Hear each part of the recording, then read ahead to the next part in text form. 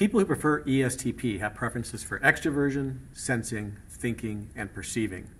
On a team, they're often described as being energetic, pragmatic, and action-oriented team members. When they're working on a team, they tend to gravitate toward roles where they can actively solve problems in the most efficient and practical way possible. And they like to participate fully on the team. So they like to be very engaged with their team members and what team members are doing. And they like to keep their work very spontaneous and fun. ESTPs will talk about putting a very high premium on having fun at work. And they like to be resourceful, adaptable, and logical when they're working on a team.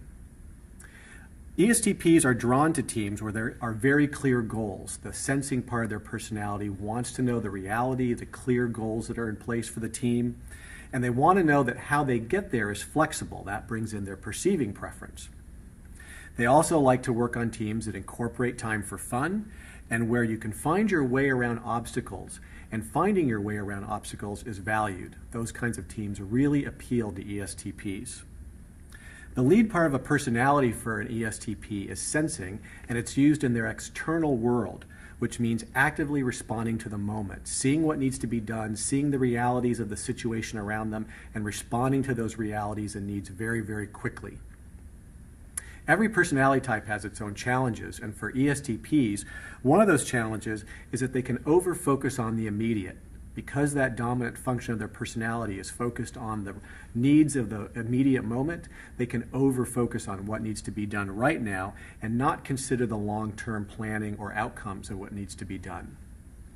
Another weakness that ESTPs will often report is that they sometimes don't realize that not everybody is ready for action as quickly as they are. And also sometimes ESTPs will say that they are not seen as serious at work as others might like them to be. Some development suggestions for ESTPs in terms of over-focusing on the immediate is to take a minute and think about what kinds of outcomes might happen after the immediate solution has been implemented, and try to think about the longer-term outcomes and how that affects the team.